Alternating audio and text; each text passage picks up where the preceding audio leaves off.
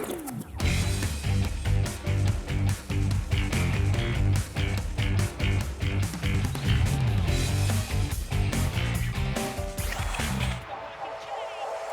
points were shared at Stadium Australia on Sunday night, and the Matildas will be heading west for their quarterfinal showdown on Friday the 13th against DPR Korea or China. Well, hello and welcome to this special AFC Women's Asian Cup episode of Dub Zone. I'm Amy Duggan and I'm joined today in the studio by Carly Roestbakken and Grace Maher. Great to have you both with us. Now, the Matildas' result last night wasn't what we were expecting, a 3-3 draw. What did you both make of the performance? I think it was probably treated more as a loss from the girls. It looked like it was a bit shaky and a nerve-wracking start from them. Korea Republic, they definitely came out firing and I thought they looked the most calm. They also transitioned quite well. They were very patient and very clinical. The Matildas did well to get back into the game, but it just wasn't enough. Yeah, and I think, our defence wasn't tested very much prior to this game and then they were really put on the back foot early and I think that rattled us. Some nice finishes by Sam and Alana Kennedy, but yeah, it was probably not the performance we were after. And makes a second in our group now, means we're heading west. Let's take a look at the first half goals. It was Korea Republic that broke the deadlock first in the 12th minute. They had speed to burn in this transition. Jongyu Jeong with the pinpoint assist and Moon Eung-ju coming home with the goal, splitting the defence. Yeah, it was a brilliant counter-attack. Obviously, you saw Winnie step in to try win that ball and was immediately turned over and that was where we were exposed in behind our centre-backs and a really, really nice assist. They're really difficult to defend and we had Australia rattled. And then the Matildas, of course, equalised to Alana Kennedy in the 32nd minute. Mary Fowler slotting the ball into the 6-yard box with the assist there, but Alana getting the final touch and another goal in this competition. Yeah, it's pretty crazy. We didn't quite expect our number 6 to be getting, she's on 4 goals now, but she's essential up there in the box from corners and she's getting herself into great positions. Then in the shadows of half-time, where we're sitting at 1-1, we're headed towards half-time. Sam Kerr's first strike gave the Matildas the lead going into the main break, but it was Caitlin Ford that picked up this ball, surging to the edge of the penalty area to set her up. Oh, it's a quality finish, a great assist, and it's the moment that I thought it was a great time in the match to go ahead and really thought we were in control and that was that moment of magic that we know we have in our locker. But yeah, the second half proved to be different. Yeah, so Carly, going into half-time, it looked like Australia had the upper hand, that we were going to, take this game bull by the horns and go ahead and see it out. The messaging from Coach Joe Montemurro was about game management. What else would have he been saying? I think for most parts of that half, Korea Republic, they were in charge of that game, but then going into the sheds, it definitely shifted. I think, a big focus is on game management, but he did emphasise as well they need to keep the ball. I think that's something that maybe even the stats said they were 80%. We did find them going long a lot of the time. So I think he wanted them to try to keep the ball a lot more and to try to play it and try to shift it, not to rush things. I do potentially think that that's what he said. Well, he did bemoan the game management in the second half. And unfortunately for Australia, a 50th minute handball decision really turned this game on its head. This one coming against Courtney Nevin for the handball and resulted in Kim Shin-ji converting from the penalty spot. Yeah, a clinical finish from the penalty spot and, Courtney Nevin this one really hurt her, I think. And then, very shortly after, we see from a very similar position a goal coming straight from the shot. It was just 4 minutes later, the Matildas found themselves behind. Kim Shin-ji turning provider. The deflected shot again off Nevin handed Korea Republic the 3-2 lead. 2 goals in quick succession, Carly. They looked rattled. I also think they looked rattled from the beginning. We saw a few uncharacteristic moments from a few players, giving passes away. And I don't know if they were really ready or they were expecting Korea Republic to hit the ground running and take charge of that game. And having Nevin, such a young player, she hasn't played a lot of games at this level, tournament football. she has to come in and she's filling some big shoes of Steph. She is a big loss losing her that early. So I do think having a young player like Nevin coming in, she is probably putting a lot of pressure on herself. And that's can be very detrimental in a game like this, especially after conceding that penalty. I can only imagine, Grace, the nerves that early on in the game would have been boiling over. Yeah, I think especially when it comes of a nature of a first time, like that early in the game, as a substitute, you know, the first 20 to 30 minutes, you're obviously got to be ready at any moment, but it's not often this happens. And I think, you know, Australia has been a little bit exposed to potentially our depth in experience in these positions. And Courtney being a natural left footer was the obvious choice as well. She's played there for club and country, but you can't underestimate what 60,000 screaming fans, a big, important, really pivotal game for the Matildas in this tournament and where their fate lied. Nerves, I did think, really got the better of it. Her team has stood around her, as have the Matildas, obviously posting online on the Matildas social the picture of Ellie Carpenter with a hand around Courtney Nevin's back, you know, stating, "We've got your back." So hopefully she can shake that off, and we don't know the status of Steph, and we'll talk about that shortly. But she may find herself there for the next game as well in the quarterfinals. We saw in the last moment of the vision there Alana Kennedy saving our blushes in the 97th minute to put away that third goal, or her second of the game, scoring herself a brace. But her turnaround and her immense form over this tournament has been something that I don't think anybody thought about coming into the tournament. She certainly wasn't the name that was on the top of my, you know, highest goal scorer list. I don't think if anyone, I said if there'd be a really rich person out there if they put a wager on that, because I think it was, yeah, like it's not, you don't know, we didn't know if she was going to play six, centre back many minutes. But I spoke about last week how in tournaments, when you do go far and deep into tournaments, there are players that step up and have the tournaments on for life. And if anyone right now, it's Alana Kennedy. Interesting, her positioning has been so high because we know her as a centre back. She's been playing in the sixth role, but quite often she's found herself on the 6-yard box attacking. Yeah, and it's really worked. I think she's picked that up from last game. You know, we found her really high in this game especially, and she is a target up front though, so you can see on corners and set pieces they put her in there because she is phenomenal in the air and she can finish a great volley too. So, but you know, in the dying minutes of the game, she pushed herself higher. She was almost playing 9 essentially because we needed that goal, and she's proven that she is someone we can call on when we need those. Yeah, it was a fantastic contribution so far with 4 goals already this tournament. But goals are something the Matildas will be ruining because there was plenty of chances throughout this match for the Tillies to go ahead. Just 4 minutes in, Kerr has this opportunity, just lacking a little bit of power behind the ball on that. And then we see the following, you know, within 10 minutes, Caitlin Ford blasting over the bar from this gorgeous Ellie Carpenter cross, and Mary Fowler in a moment with a shot that hits the side of the net. I know there were plenty of chances, weren't there? And when Sam was on off that run, it just had flashbacks to the World Cup against England, where I thought, oh my God, she's going to do it again. And it was quite a lacklustre shot. Same with Gorries here. And yeah, really uncharacteristic from Caitlin Ford to miss a shot from that sort of range. In the second half, the chances sort of dried up a little bit for Australia until we made that change. Emily Van Egmond popping one over the bar here, and then Alana Kennedy off a Courtney Nevin cross, just glancing this one as well. Yeah, it was a pretty decent ball to put in. But again, maybe the argument is, did they leave it too late? You know, with 84th minute, that's their only shot. And I think Korea Republic, they were putting them under the pump. And then it got to the desperate moments of, okay, how can we score? But that's also comes down to, should they have made a few changes earlier on? Can they maybe get a few more goals earlier on and put them under the pump and try to change the game and the momentum?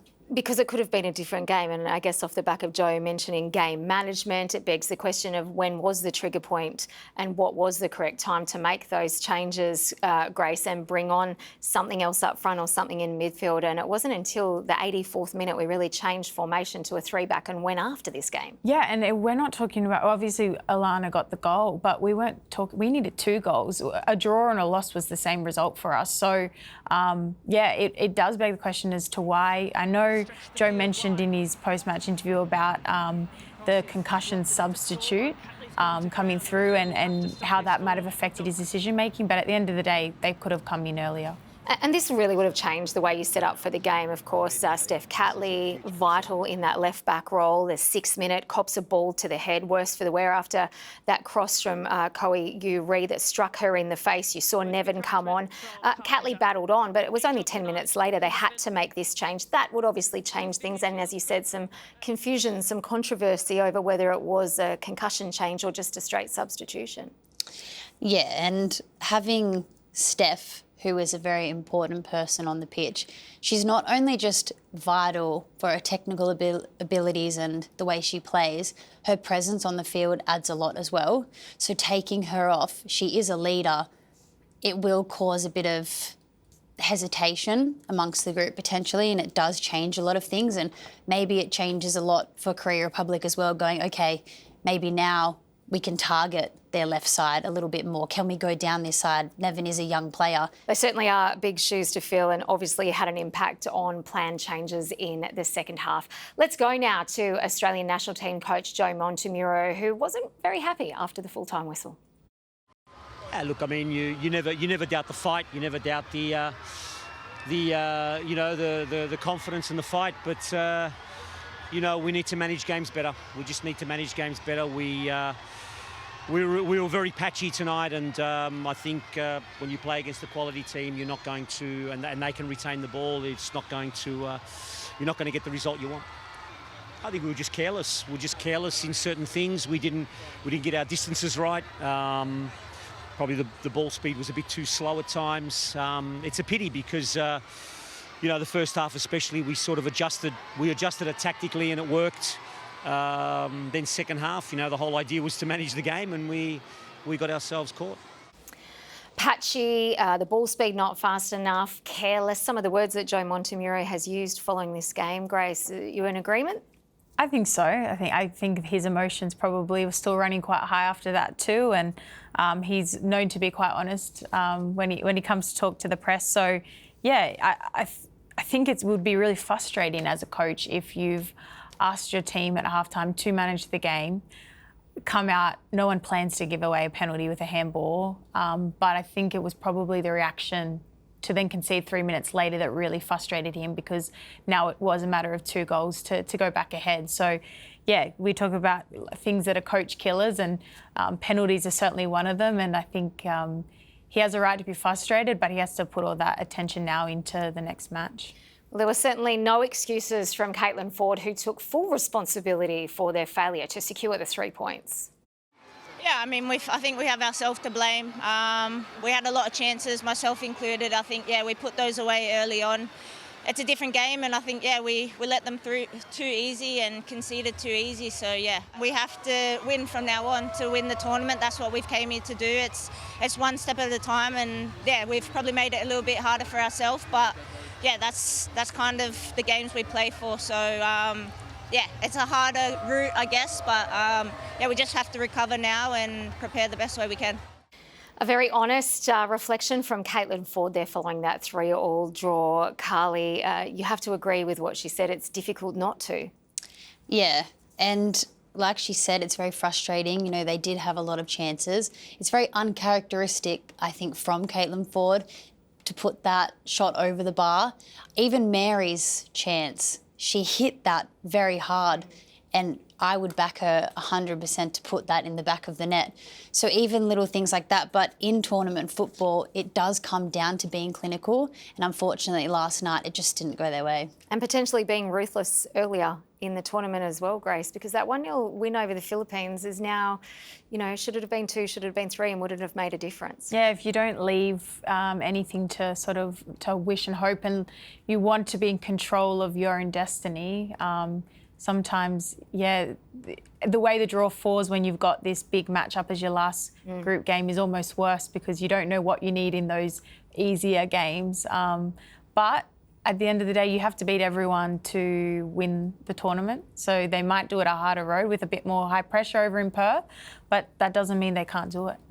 Well, the other Group A match that was held last night was between Iran and the Philippines on the Gold Coast and was marred by wet weather. Our A-League panellist, Teo Pellizzeri, was there and filed this report. It's going to be a nervous wait for the Philippines for the next two nights to see if their 2-0 win against Iran will be good enough for a quarterfinal spot and also keep the dream of qualifying for consecutive World Cups alive. They will wait and see the result between Uzbekistan and Bangladesh. A draw means that the Philippines are one of the best second-place teams, or a win by only 3 by either side. If Uzbekistan win by 4, then we go to Group C, and that will be a very nervous wait for the Philippines to see if their 3 points and -2 goal difference can stack up. As expected, it was a far more attacking display, but Iranian goalkeeper Raha Yazdani was key to limiting the damage for the Iranian team, who unfortunately leave empty-handed without their first goal at a Women's Asian Cup. Given that Serena Bolden missed this tournament injured and top scorer in qualifying Meryl Serrano did not make the final squad, this was a good attacking showing from the Philippines, with Sarah Egersvik scoring the first goal and Chandler McDaniel coming on as a sub to make it 2. But it could have been so many more, and given that it's highly likely if they do advance, it'll be Japan waiting in the quarterfinal. Perhaps expect some rotation from the Philippines and all the eggs in the basket of the World Cup qualifying playoff, which is where, of course, the 4 losing quarterfinalists will go. Well, thank you very much, Teo, for that one. 2-0, the Philippines over Iran on the Gold Coast. And your old teammate, Sarah Egersvik, on the score sheet there, Grace. Yeah, it's nice to see her up so high. I think she's been sort of deployed as that second striker. And it was a really nice finish from her. I'm sure she was happy, and you could see the excitement from my former coach, Mark Torcaso, and that second goal went in too. So, yeah, a little bit of a wait for them, but I'm sure they'll be pleased to get the win. Maybe our second favourite team at this tournament with that Aussie connection there. And by all accounts, that they probably should have done a little bit better. They 23 shots and 14 of them on target, Carly. But we saw against the Matildas how the Philippines can really frustrate their opponents. They were the ones frustrated last night by the performance of the Iranian goalkeeper in Raha Yazdani. Yeah, they got to experience a little bit what the Matildas experienced against them. But they did create a lot of chances and they did come away with the win. But I think they were probably going into this game expecting to have a lot more of the ball, and probably that Iran was going to sit off and try to frustrate them as much as possible. They definitely probably want to put a lot more away, but I think they'll take the 2-0 win. I'm sure they will, and we will just have to wait and see if the Philippines progress in this tournament as one of the third best placed teams in their pool. The Matildas match against Korea Republic coincided with International Women's Day, the perfect backdrop for our football community to celebrate the achievements of our national teams. A selection of the Ninja A-League's major partners, players and coaches gathered in Sydney ahead of the Matildas' final group game against Korea Republic to reflect on the success of women's football in Australia. Oh, it's terrific on International Women's Day, on the day of a great Matildas contest, and celebrating the Ninja A-League, which the Matildas have developed from. So it's great to have our partners here and contributors to the women's game. Almost 30 years of the professional game here in Australia. It's great to see. The Matildas' Asian Cup campaign was on everyone's mind. After wins against the Philippines and Iran, there was optimism that Joe Montemuro's squad can lift the trophy. I don't think there's anything saying that we can't go all the way. We've got fantastic players, fantastic staff, and we've got an Australian crowd behind us. So all those ingredients definitely put us in the right direction. It's a tough test to come out in any major tournament, especially in these kind of games where we are facing a deep block. It's very hard for us to break down, and so we've done really well to break through there. We go all the way. Yeah, I'm confident of that. That if we hit our straps and we play to our potential, we're definitely the best team here. Obviously, there's like a core group of players who've been together for so long, who are kind of in their early 30s now, and you'd say that's kind of their peak. So you'd hope drawing on that experience, and then obviously some really, really great young ones as well, like Mary Fowler, Amy Sayer, who can then support them. So yeah, you think we have the firepower to win it.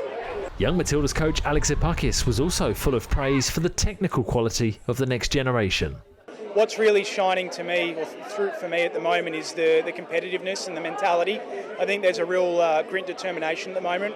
A lot of our players, they're competitors at heart. Matching that with the technical quality and the physical qualities we have, it's very promising. Yeah, it's awesome. I mean, I think every single player in the Matildas has played in the Ninja A-League. Yeah, it's awesome, honestly, and it's so good for the league. And then obviously, you know, the next generation's got to come through. So if you want to get out and see the future of the Matildas, like, the Ninja A-League's where it begins. It's been 16 years since the Matildas tasted success at the Asian Cup. Head coach of that team, Tom Samani, still remembers a 16-year-old Sam Kerr starring in China. She was dynamic, she was strong, physically commanding, she jumped like a gazelle, she had an innate ability to score goals, but she also had a phenomenal personality to come into the senior team without really having a care in the world. The head coach of the upcoming All-Stars game against Women's Super League giants Chelsea was also revealed at Sunday's event, with four-time Ninja A-League Championship winner Jeff Hopkins given the nod. It's a great honour for me. Here's an opportunity for our players to go out there and kind of say, right, this is how good we are. It's a yardstick for us as individual players, for us as a league, and really looking forward to just to seeing how we can compete with a team full of absolute superstars. Before that clash in August, though, all eyes are on the Matildas as they aim to capitalise on home ground advantage and secure some long overdue silverware. Yeah, and we're still in it, aren't we? And great to see so many Ninja A-League coaches and players at that event and supporting our Tillies. And as Nat Tobin said, every player in the Matildas squad at this year's Asian Cup was built in the Ninja A-League. So today, let's take a look back at Ellie Carpenter, who made her international debut aged just 15.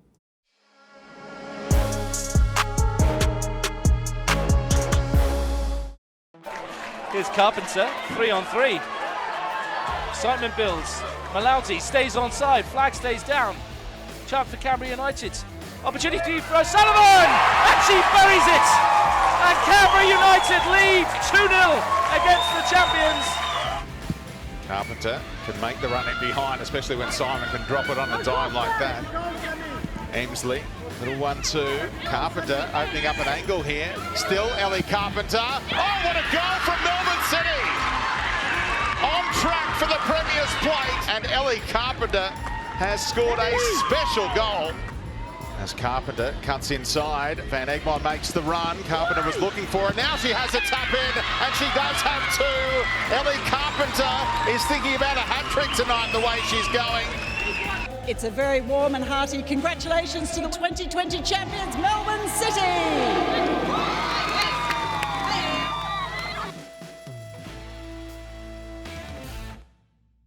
There you have it, built in the Ninja A-League. And these days, of course, Ellie plies her trade at Chelsea alongside Sam Kerr, but was built in the Ninja A-League at clubs like the Wanderers, Canberra United, and as we saw there, with some silverware, and Melbourne City. Grace and Carly, her surging runs have been a hallmark, almost trademark of her campaign career.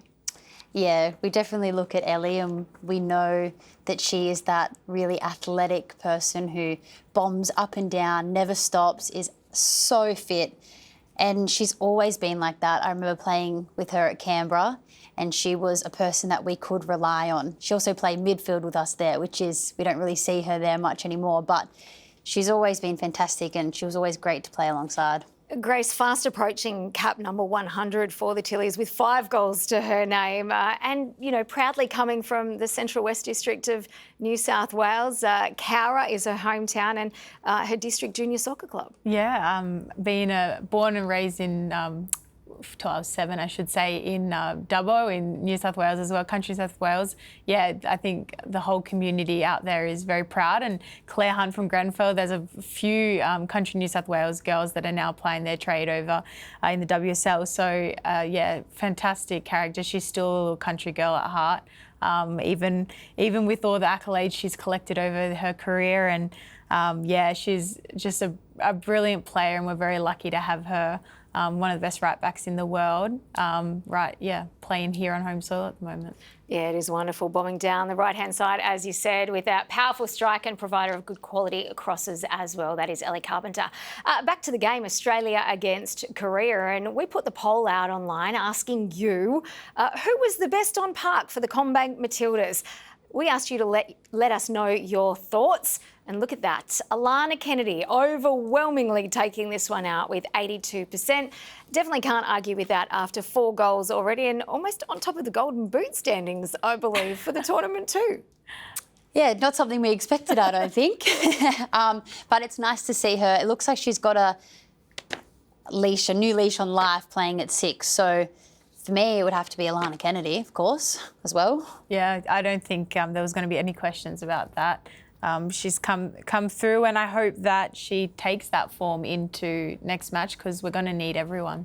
Well, speaking of next match, of course, we're on our way over to Perth for the Matildas' next match. It will be on Friday the 13th. Kickoff is 6 p.m. local time, which is 9 p.m. Australian Eastern Daylight Time. Let's weigh up both of these opponents that we could be facing. It'll either be DPR Korea or China, both sitting on 6 points at the moment in their group. But it is DPR Korea ahead by goal difference of 3 at the moment, meaning China will have to win this one to knock them off top spot. Yeah, and I think either opponent is going to be really tough for them. I don't think there's one that's going to be potentially easier. So I think the way that they prepare for this game, they're going to have to fine-tune a few things. They're going to have to go out there and take what maybe didn't work against Korea Republic into the next game. We know that either one of those teams are going to be very dominant, physical, they're going to be strong, they're probably going to want to keep the ball as well. So they're going to have to really prepare for that and see what they can do to break them down. What's best case and worst case scenario here, Grace? I think best case we win, worst case we lose. I don't. North Korea, DPR Korea is quite an unknown, right? And they haven't been in a major tournament in a while. And so while you've got the footage from their previous games, they're still a little bit unknown. And then you've got more so the known, especially under the helm of Ante Milicic, the girls would all be quite familiar with. So I think both will be difficult opponents, and I think they'll look at the game just gone and what rattled the Matildas and try to use that as well to exploit a little bit of that vulnerability at the back that we've sort of shown. But in saying that, you were going to have to come up against them or Japan or someone along the way, whether it's quarters, semis or finals. So knock off one now, let the others, Japan, knock off a few, and we just got to keep going now into the final. Of course, if they win this one, they will stay in Perth for the semi-final, and then the final of the AFC Asia Women's Cup will be held in Sydney. So our fingers are crossed for the Tillies after they find out who that next opponent will be. There is just one place that we all need to go to visit and catch up on all your AFC Women's Asian Cup news and videos involving players from the Ninja A-League, and that is the A-League's website and app. You can also build your Ninja A-League Women Heroes card collection for free. I want to know where the Grace Maher and Carly Roestbakken cards are and how I get mine signed today. By registering and collecting, you go in the draw to win one of these 3 fantastic prizes on offer. You can see there A-League Women's Finals tickets, signed jerseys, the cards, of course, and lots more memberships to clubs and things like that. So definitely worth getting on for, and can't wait to see both your cards. Yeah, we'll try to get you some. All the details, of course, on the aleagues.com.au/built in the A-League's website. That's all we have time for on today's show. A big thank you to Grace Maher and Carly Roestbakken for your insight today. Fingers crossed for a Tillies quarterfinal win. Absolutely. Thank you for having us. Yeah, no problems. We will be back next Monday with another version of our special Dub Zone series. Until then, go the Matildas.